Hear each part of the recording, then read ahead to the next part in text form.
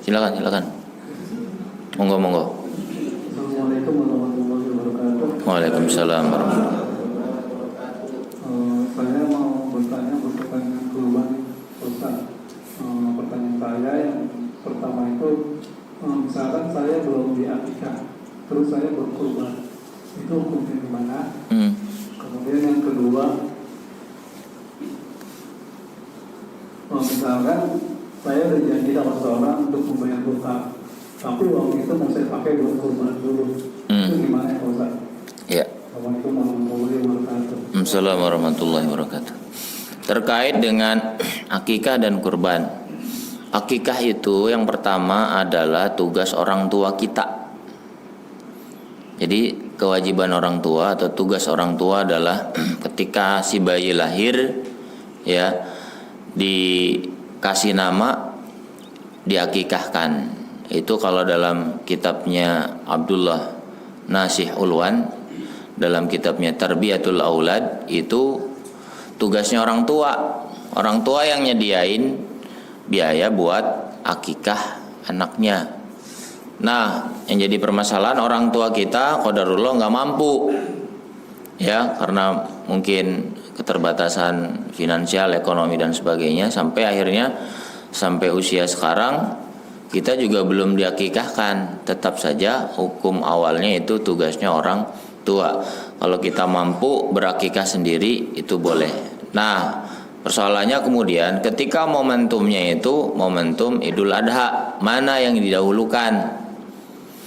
Momentum Idul Adha itu momentum yang luar biasa, ya, karena ibadah itu juga nilainya sesuai dengan waktunya. Kalau waktu Idul Adha, kalau memang kita mampu, misalnya kita punya anak lahir pas tanggal berapa? 2 Zulhijjah. Ya, seminggu kemudian kan tanggal 9 atau tanggal 10 ya. Ya kalau kita mampu ya silakan dua-duanya berkurban sama akikah. Kalau nggak mampu, utamanya berkurban dulu, akikahnya entar diundur. Seperti itu. Ini ya.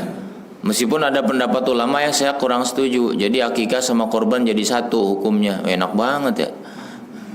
Udah kita lahiran aja tiap bulan Zulhijjah, jadi akikah sama kurban. Jadi ini enggak, karena tujuannya beda, niatnya beda, nggak bisa digabung-gabung ya.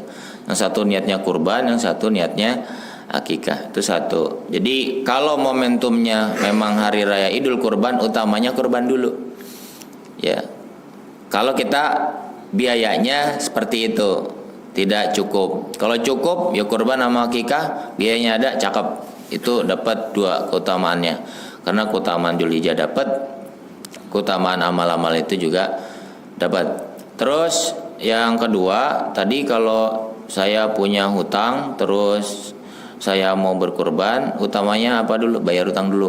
Kalau hutangnya itu kaitannya dengan hutang yang tidak rutin. Misalnya kita punya hutang 3 juta dan dia itu minta kita udah janji pada tanggal ini, hutang dulu dibayarkan. Ya, karena lebih utama menyelesaikan tugas kita kepada orang lain. Ya. Sedangkan kurban ini dianggap orang yang mampu. Kalau nggak mampu ya nggak berkurban. Seperti itu. Nah, kalau misalnya nih utang yang kita miliki itu utang yang rutin, kayak cicilan rumah, cicilan kendaraan dan sebagainya, dan kita mampu secara finansial, bisa hitung-hitung dan mampu untuk bayar, ya nggak masalah. Yang jadi masalah kan hitungan sama orang yang memang dia lagi butuh banget, dia mendadak dan sebagainya, kita harus bayarin dulu. Itu.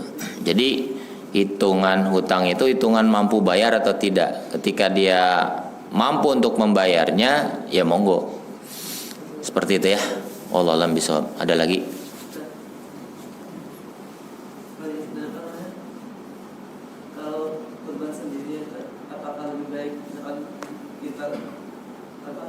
Kurban di masjid atau dipotong sendiri di Ustaz. Nah, terus yang kedua, kenapa di ayat Al-Quran itu tentang pembagian daging kurban itu lebih diutamakan dahulu orang-orang yang mampu, bukan orang-orang yang meminta-minta gitu. Kenapa? Assalamualaikum warahmatullahi wabarakatuh. Baik, pertanyaan yang kedua. Itu kan ini apa namanya untuk membagikan hewan kurban. Nah, kenapa dia Al-Quran itu dikatakan kepada orang-orang yang mampu dulu, yang merasa cukup, baru kepada orang yang meminta-minta. Biasanya kan kalau kita mau ngasih sesuatu itu kepada orang yang meminta-minta dulu. Itu ayat apa? Surat Al-Hajj ayat ke-30. Coba bacain ininya. Kemudian apabila telah rebah mati, maka makanlah sebagiannya, dan berikanlah makan orang yang merasa cukup dengan apa yang ada padanya, tidak meminta-minta. Oh iya. Dan orang yang meminta-minta. Baik, paham. Itu seperti pendapatnya Syekh Yusuf Al-Qaradawi yang menyebutkan bahwa orang yang berhak untuk mendapat, ini dalam kitabnya Fikih Zakat ya, orang yang lebih utama untuk dikasih zakat itu adalah orang yang bukan orang yang cukup, terjemahnya itu orang yang dia malu untuk minta, dia merasa cukup meskipun dia kekurangan. Itu. Jadi dia menjaga harga dirinya, nggak minta-minta. Itu sebenarnya orang yang lebih berhak daripada orang yang di jalanan minta-minta. Gitu. Bukan berarti orang yang kaya-kaya dulu, bukan. Bukan, itu yang harus dipahami. Jadi lisaili wal mahrum ya, surat apa namanya? Lisaili wal mahrum, untuk orang-orang yang meminta-minta atau al-mahrum. Al-mahrum itu orang yang dia ngejaga dirinya agar jangan sampai menjadi orang yang meminta-minta bagian.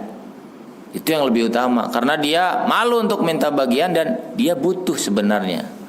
Dia menjaga harga diri. Ini orang yang lebih didahulukan. Meskipun sebenarnya pembagian daging hewan kurban itu untuk semua ya, orang kaya, orang miskin, boleh. Bahkan non muslim ya, non muslim, asal bukan non muslim yang seperti di Palestina kafir harbi, itu boleh untuk mendapatkan daging kurban, asal bukan kafir harbi itu boleh.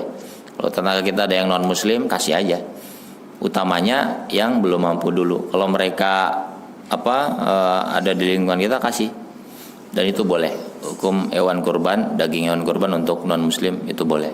Jadi maksud dari ayat itu lisaili wal mahrum, atau orang-orang yang merasa cukup itu bukan orang-orang yang kaya raya, bukan, tapi orang-orang yang saya cukup diri saya, meskipun sebenarnya dia kekurangan, saya nggak akan minta. Dia mencukupkan dirinya untuk tidak minta, karena meminta itu kan perbuatan yang hina ya. Meminta-minta itu perbuatan yang hina dalam agama kita. Meminta-minta di jalan, meminta ke pintu-pintu, itu hina. Seperti itu.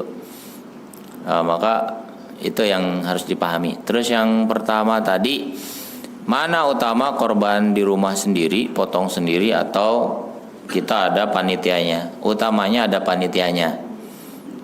Ya, seperti mana utamanya zakat pribadi atau ke lembaga zakat? Utamanya ke lembaga zakat. Sah mana? Dua-duanya sah. Tapi yang namanya amal itu kan, mana yang manfaatnya lebih luas, itu pahalanya lebih banyak. Gitu. Kalau sendiri paling kita tetangga. Tapi kalau DKM, panitia itu kan tahu, oh ini bagian untuk yayasan ini, oh ini bagian untuk ini, bagian untuk ini. Seperti zakat juga seperti itu. Ini bagian ini, bagian ini, bagian ini. Itu lebih utama berjamaah ya, bareng-bareng. Gitu ya. Wallahu a'lam. Cukup? Cukup ya, Pak?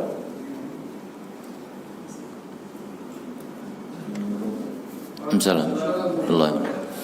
Dalam orang yang mau berkorban itu kan dilarang selama 10 hari sebelum Idul Adha, dilarang memotong kuku dan kuku.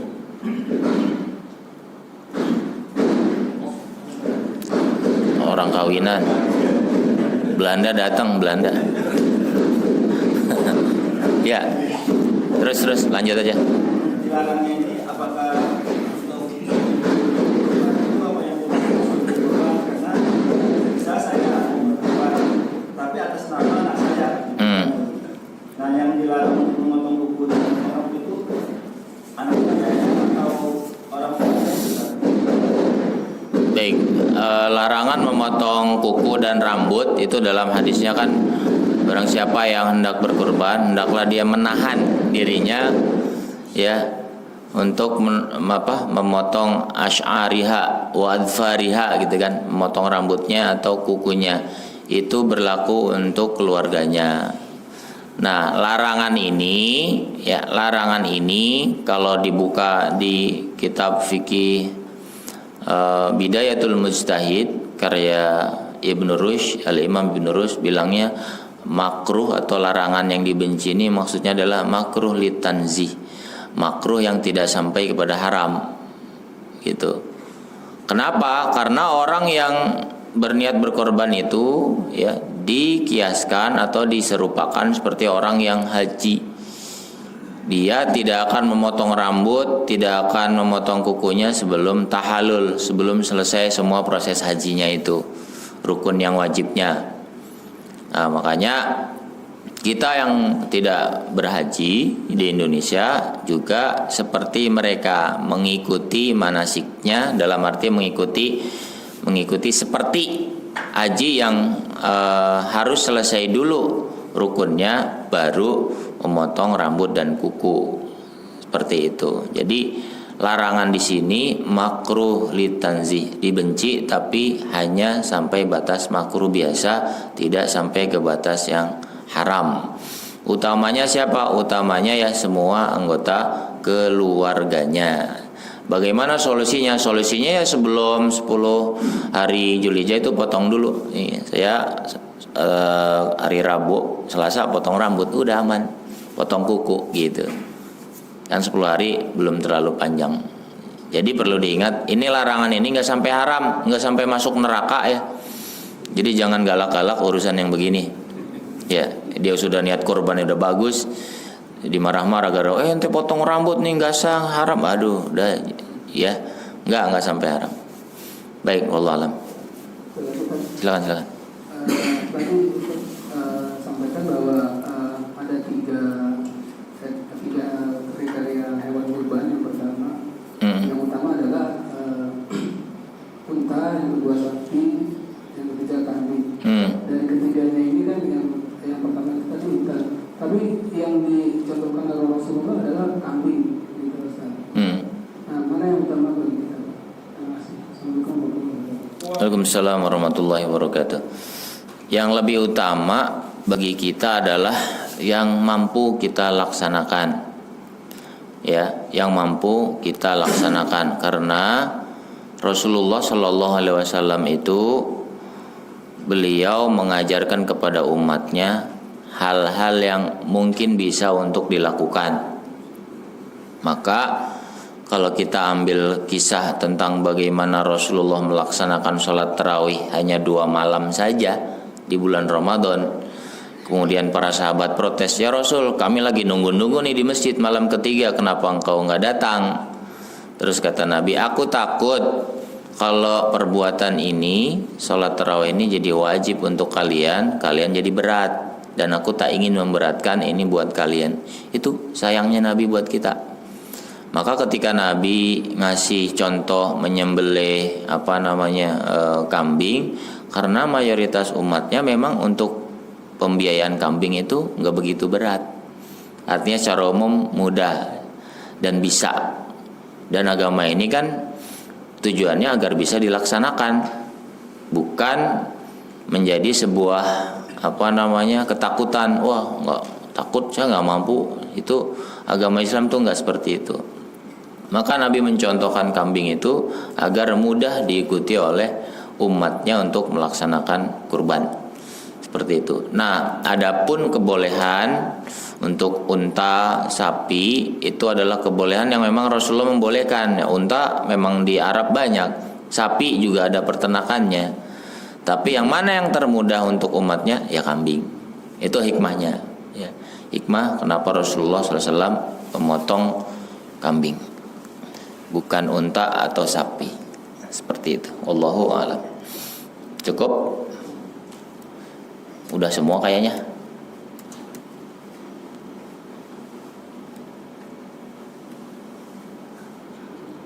Ada lagi Pak? Mungkin ada titipan pertanyaan. Udah selesai. Ya, semoga warahmatullahi wabarakatuh. Assalamualaikum. Fikihnya sapi jadi 7 bisa jadi 7 orang itu dari mana ya? Saya belum paham. Untuk sapi 7 orang, unta 10 orang, dan kambing 1 orang. Ini yang dikaitkan dengan kenapa harus 7, kenapa patungan dan sebagainya di sini nih. Bentar. Ini dia. Kunna ma'a Rasulillah sallallahu alaihi wasallam fi safarin fahadara al-adha fashtarakna fil baqarah sab'atan wa fil ba'iri 'asharatan. Ini dalil hadis Tirmidzi. Kami pernah bepergian bersama Nabi. Lalu tibalah hari raya Idul Adha. Maka kami pun berserikat ini hukum patungan. Yuk kita beli ini hewan kurban ya, sab'atan baqarah, 7 orang patungan sapi, wa fil ba'iri 'asyara, dan 10 orang di antara kami patungan untuk unta. Ini dalilnya. Maka kemudian para ulama fikih berkesimpulan bahwa untuk sapi 7 bisa berserikat 7, unta bisa berserikat 10. Seperti itu, ini dalilnya. Jadi memang proses pembiayaannya, balik lagi, Islam itu mempermudah agar orang bisa melaksanakan ibadah tersebut. Nah kalau misalnya dia mampu, ya nggak masalah. Saya 1 ekor sapi sendiri sama keluarga, saya 1 ekor unta sendiri sama keluarga, boleh. Seperti itu Pak dalilnya. Jadi ketentuan-ketentuan itu Nabi sendiri yang menyaksikan dan Nabi sendiri yang membolehkan. Wallahu a'lam bishawab. Ada lagi? Satu lagi Nyambung, mangga. Menyambung dengan pertanyaan Mas Fikri tadi mengenai potong kuku, dan apakah dengan potong kumis atau janggut masih boleh nggak sih? Sama. Jadi semua yang melekat pada tubuh, rambut apapun ya, atau kuku tangan, kuku kaki tetap dilarang. Ya, dilarang untuk memotong. Maka seperti itu, larangan itu sekali lagi, kalau sudah terlanjur gimana? Lah udah terlanjur bagaimana? Masa dipasangin lagi ini? Pada intinya makruhnya itu dilarangnya nggak sampai haram gitu.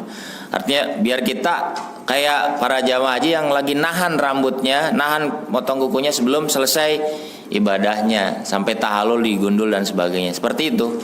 Larangannya lebih ke situ, bukan ke haram. Ya, bukan ke haram. Kalau misalnya dokter, kita misalnya ada pasien, mohon maaf, kepalanya yang harus dijahit gara-gara Idul Kurban, nggak boleh potong rambutnya kagak dipotong, ya nggak bisa. Bukan itu, artinya sesuai dengan kebutuhan keperluan. Kalau cukur rambut kumis ya 10 hari mah belum panjang-panjang banget kali ya.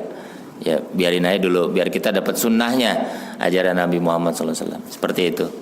Jadi semua yang melekat, ya baik rambut yang kelihatan atau yang tidak kelihatan. Baik, lanjut. Ada lagi mungkin? Dengan kebiasaan Indonesia gitu sebenarnya. Kalau berkurban itu niatnya buat 1 orang. Karena kalau kita merujuk ke hadis Zaid itu kan bahwa Rasul itu berkurban saat itu seluruh umatnya gitu. Gimana rasanya? Ya, ini tadi nih. 1 kambing untuk 1 keluarga atau 1 kambing untuk 1 orang. Ini dalil yang digunakan oleh para ulama fikih. Jadi jangan salah, fikih itu kan ada 4 mazhab ya. Hanafi, Maliki, Asy-Syafi'i dan Hambali. Di Indonesia mazhab yang paling kuat adalah mazhab Syafi'i, diikuti Hambali sebagian kecil. Dari mazhab tersebut 2 yang ada di Indonesia itu mereka dalilnya sama sebenarnya. Ini Bismillahi Allahumma taqabbal min Muhammadin. Bismillah, ketika Nabi mau memotong kambing, Nabi bilang kepada Aisyah, Aisyah sini pisaunya.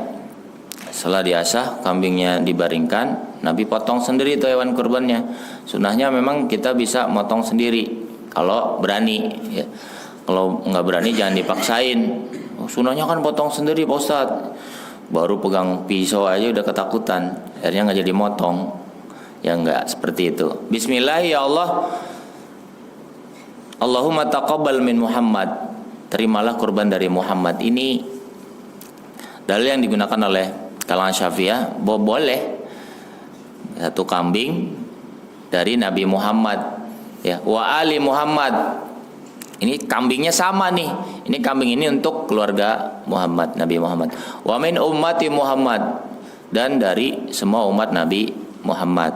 Maka kemudian kalau kalangan Hambaliyah bilang ya udah satu kambing yaitu satu keluarga. Ya dalilnya ini juga wa ali Muhammad, keluarga Nabi Muhammad. Kalau kalangan Syafi'iyah bilang Allahumma taqabbal min Muhammad, itu dalilnya ya Allah terimalah kurban dari Muhammad, satu orang doang. Kalau Hambaliyah satu keluarga, ya sudah sama aja. Khilaf ulama di situ.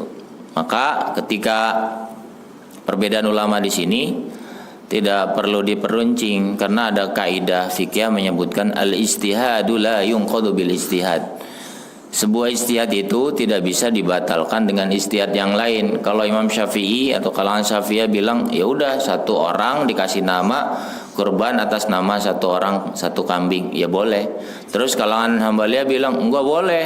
Bolehnya itu satu keluarga ya mengatasnamakan satu kambing itu atas nama keluarga fulan bin fulan, ya boleh. Udah kalau urusan itu clear. Ya, ada orang yang berpendapat ente mau kunut subuh atau mau enggak, udah itu pilihan. Karena para ulama mazhab ya yang mensunnahkan kunut subuh itu mazhab Syafi'i aja, sisanya enggak. Ya udah pilihan aja itu mah. Ya artinya tidak berkunut juga tidak masuk neraka. Ya, yang masuk neraka tuh yang enggak sholat gitu. Ya urusan-urusan seperti ini enggak usah namanya dipertajam ya. Intinya tidak masalah, karena pada dalil yang digunakan juga sama. Allahumma taqabbal min Muhammad. Ini dalil ya Allah aku terimalah korban dari Muhammad. Muhammad nama orang, satu orang kan. Berarti kalau Syafi'iyah udah ini namain satu orang. Wa ali Muhammad, dan keluarganya Nabi Muhammad. Ini kambing keluarga fulan bin fulan, satu kambing buat satu keluarga. Bahkan lebih banyak lagi, wa min ummati Muhammad, dan serta dari umat Nabi Muhammad yang belum berkurban. Satu kambing untuk seluruh umat Nabi Muhammad, bayangin banyak nggak? Itu. Jadi itu hanya teknis pelaksanaan dan pemahaman tentang hewan kurban tersebut. Wallahu a'lam bishawab. Cukup ya Pak?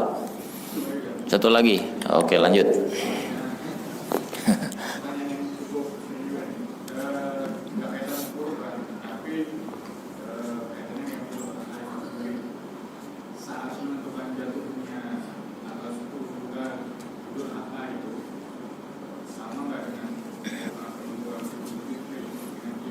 Iya. Atau dengan adanya satu dari wukuf.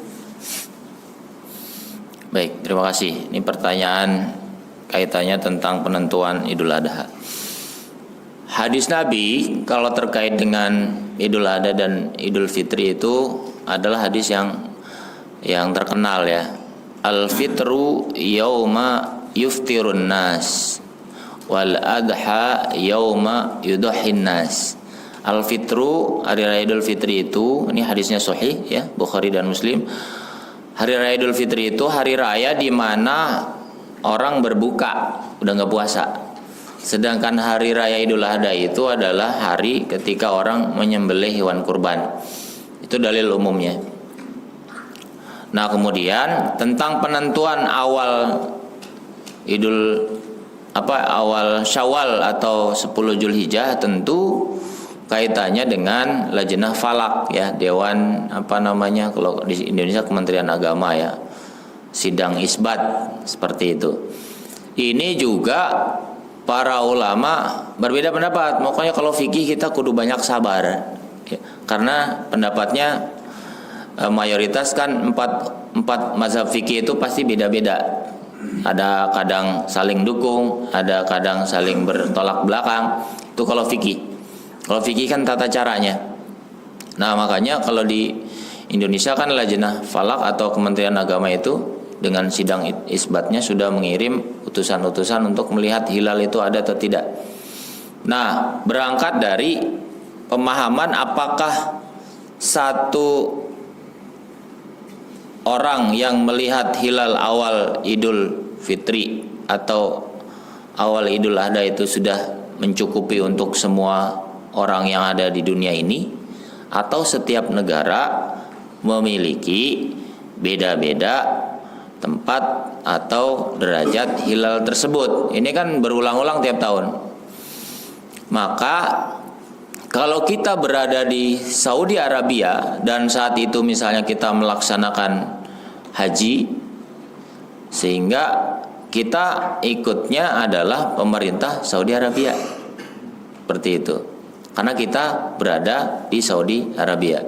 Seperti misalnya kemarin di sana kan lebarannya hari Selasa, ya kita ikut Selasa. Kalau di Indonesia kan Rabu, ya kan? Di Indonesia kan Rabunya kan, kalau di sana Selasanya. Idul Adha juga seperti itu. Ketika misalnya di Saudinya itu hari Selasa, ternyata di sini kita Rabu, hitungannya adalah bukan dihitung dari di sana wukuf atau bukan, tetap hitungannya perbedaan dari awalnya itu. Maka ketika berkaitan dengan hari raya, negara-negara itu pasti memiliki perbedaan dalam penentuannya. Dan sekali lagi, ibadah ini adalah ibadah sosial, ibadah kemasyarakatan, ya. Pendapatnya pasti ada dua, ngikut Saudi atau kita ngikut pemerintah. Kalau saya pribadi ikutnya di mana kita tinggal. Ketika kita tinggal di wilayah situ, ya kita bersama itu. Dalil tentang itu banyak, ya, di Bidayatul Mujtahid itu sampai berantem tentang dalil banyak banget, sampai kita ini orang nggak ada kerjaan ya, giliran dalil pada berantem gini. Intinya sih orang silakan mau pilih yang mana gitu aja. Mau ikut Saudi Arabia ya monggo, kan pasti nanti ada yang sholat Idul Adha duluan ya, ya udah ikut. Mau ikut pemerintah juga monggo gitu. Ini persoalan seperti ini dari zaman Nabi sudah ada perbedaan seperti itu. Jadi tidak dikaitkan dengan wukufnya kapan, karena kan letak wilayah itu apakah menggunakan satu orang lihat hilal semua ikut, atau setiap negara punya ini masing-masing, dan dua-duanya di dalilnya dalam kitab fikih itu ada, itu ada. Nah, makanya terkait dengan fikih itu kan qat'iyyus subut dzanniyud dilalah. Kalau Al-Qur'an itu qat'iyyus subut, qat'iyyud dilalah.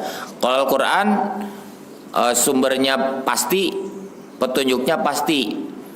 Kalau selain Al-Qur'an itu kan hadis fikih, ya fikih terutama qat'iyyus subut, petunjuk awalnya kuat, tapi kemudian para ulama berbeda-beda dalam memahaminya. Seperti itu. Dan setiap ulama punya dasar, punya dalil. Kita berpedoman mana yang ada dalil, mana ada petunjuk. Karena ketika beramal tanpa ada petunjuk, tanpa ada dalil, itu amal yang tertolak. Kok kamu seperti ini? Ini dalilnya ini. Ulamanya mana? Ini. Seperti itu. Jadi tidak harus semua dibawa ke Rasulullah langsung. Tidak harus semua. Ini kan Rasulullah, kalau kita nggak ikut Rasulullah maka kita tertolak dan sebagainya. Loh kan kita sudah punya ulama. Ulama itu kan pasti ikut Rasulullah, nggak mungkin nggak ikut Rasulullah SAW. Kita belajar dari guru, nyampe ke Rasulullah. Kalau kita langsung ke Rasulullah mampu nggak? Gitu.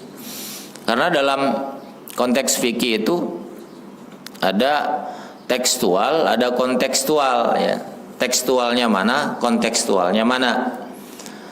Ya, sehingga kenapa dahulu kayak model-model perlombaan, ya, perlombaan kalau mau kita balik lagi flashback tentang bagaimana Rasulullah SAW itu boleh berlomba kan berkuda memanah, kan itu perlombaan yang boleh, sisanya nggak boleh.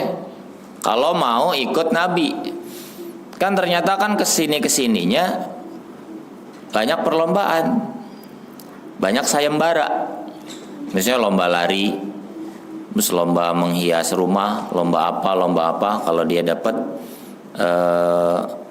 sesuai dengan nilai yang ditentukan dia juara. Nah maka terkait dengan itu maka tadi yang saya sampaikan, mau wihdatul matali, mau satu ru'yah, satu penglihatan untuk seluruh dunia, atau setiap negara punya ini masing-masing, dan itu tidak sampai ke derajat haram atau keluar dari koridor Islam, tidak.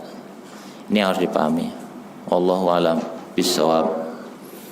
Cukup Pak? Cukup ya? Oke, sama-sama kita tutup dengan beristighfar. Astaghfirullahaladzim. Al-Fatihah. A'udzubillahi minasyaitonir rajim. Bismillahirrahmanirrahim. Alhamdulillahirabbil alamin. Arrahmanirrahim. Maliki yaumiddin. Iyyaka na'budu wa iyyaka nasta'in. Ihdinas siratal mustaqim. Siratal ladzina Allahumma ighfir lil muslimina wal muslimat wal mu'minina wal mu'minat al ahya'i minhum wal amwat. Allahumma anfa'na bil ilmi wa zayyina bil hilmi wa akrimna bit taqwa wa jammilna bil afiyah. Rabbana zalamna anfusana wa illam taghfir lana wa tarhamna lanakunanna minal khasirin. Rabbana hab lana min azwajina wa dhurriyyatina qurrata a'yun waj'alna lil muttaqina imama. Rabbana atina fid dunya hasanah wa fil akhirati hasanah wa qina adzabannar. Alhamdulillahi rabbil alamin. Wa'afu minkum subhanakallahumma bihamdika asyhadu an la ilaha illa anta astaghfiruka wa atubu ilaik. Assalamualaikum warahmatullahi wabarakatuh.